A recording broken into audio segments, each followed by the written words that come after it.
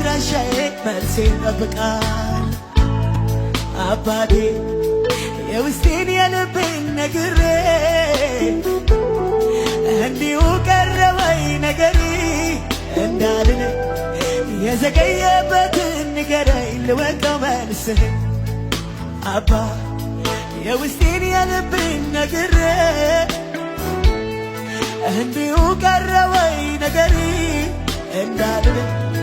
የዘገየበትን ንገረኝ ልወቀው መልስህን ኢዋላክ ወዳና ኩለማ ቆባንያ